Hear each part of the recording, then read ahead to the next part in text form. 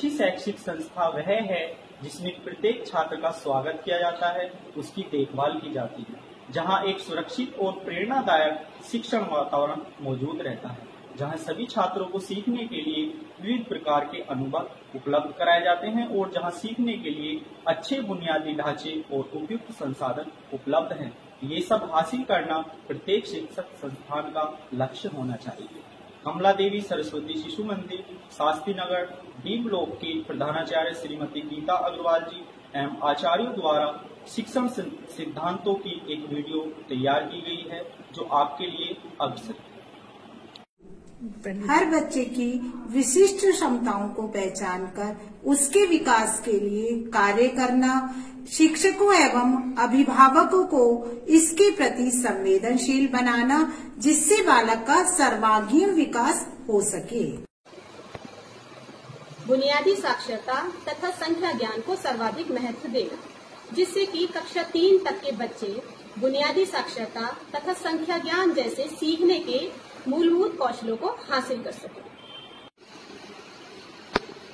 लचीलापन, ताकि शिक्षार्थियों में उनके सीखने के तौर तरीकों और कार्यक्रमों को चुनने की क्षमता विकसित हो, जिससे कि वे भविष्य में अपनी रुचियों और प्रतिभाओं के अनुसार जीवन में अपना रास्ता स्वयं चुन सके।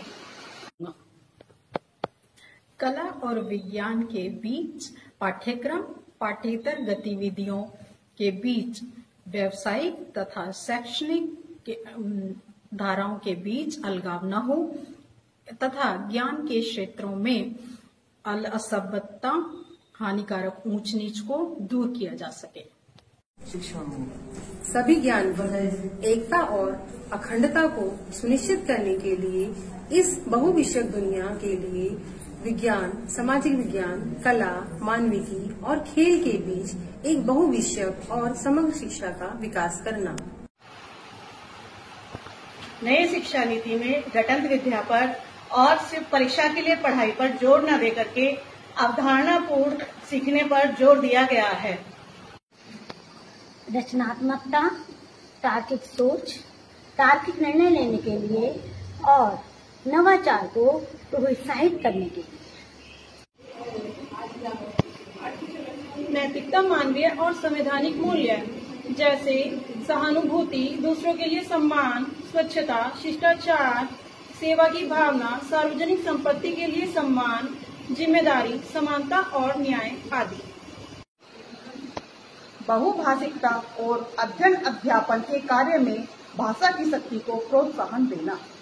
जीवन कौशल जैसे आपसी बातचीत, एक दूसरे का सहयोग व सामूहिक कार्य में लचीलापन कौशल विकास के लिए आवश्यक है। सीखने के लिए सतत मूल्यांकन की आवश्यकता है, बजाय इसके कि साल के अंत में होने वाली परीक्षा को केंद्र में रखकर शिक्षण हो। इससे कोचिंग संस्कृति को बढ़ावा मिलता है।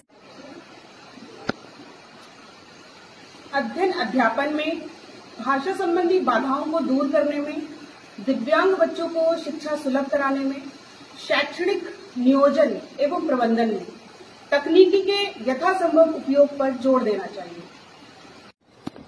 सभी शिक्षण पाठ्यक्रम, शिक्षण शास्त्र तथा नीतियों में स्थानीय संदर्भ की विविधता तथा परिवेश के लिए एक सम्मान तथा ये सुनिश्चित करना कि शिक्षा एक समवर्ती विषय है।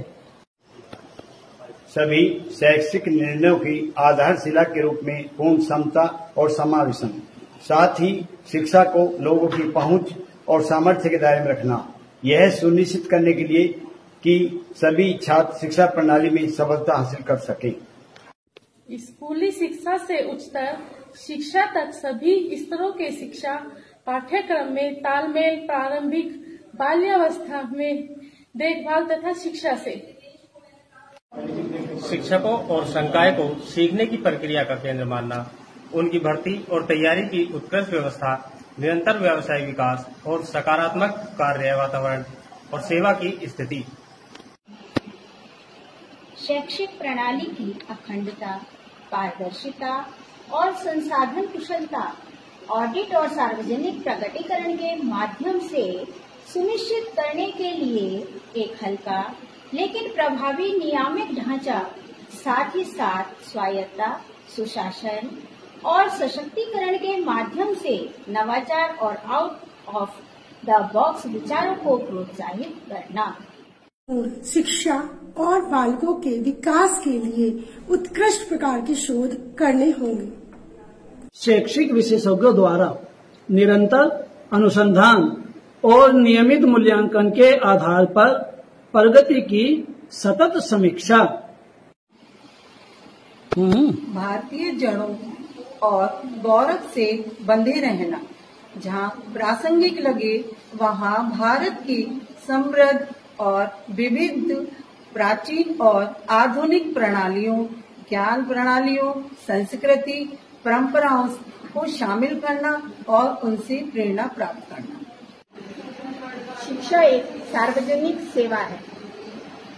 गुणवत्तापूर्ण शिक्षा प्रत्येक बालक को प्राप्त हो, इसके लिए बालक के उस अधिकार को मौलिक अधिकार के रूप में स्वीकार कर लेना चाहिए। एक मजबूत जीवन सार्वजनिक शिक्षा प्रणाली में पर्याप्त निवेश, साथ ही सच्चे परोपकारी निजी। नमस्कार, आप सभी ने सुना कि हमारे शिक्षकों के द्वारा राष्ट्रीय शिक्षा प्रणाली 2020 के मूलभूत सिद्धांतों के बारे में यहाँ चर्चा हुई है। हम सभी को यह ध्यान में रखना पड़ेगा कि भारत की अगर प्रगति चाहते हैं तो राष्ट्रीय शिक्षा नीति के इन सिद्धांतों का हम सभी पालन करें। हम जानते हैं इन राष्ट्रीय शिक्षा प्रणाली के सिद्धांतों का अगर हम पालन करते हैं तो हमारी शिक्षा नीति, साथ ही हमारे जो व्यक्तिगत शिक्षण संस्थान खुले हैं उनकी भी प्रगति निश्चित है।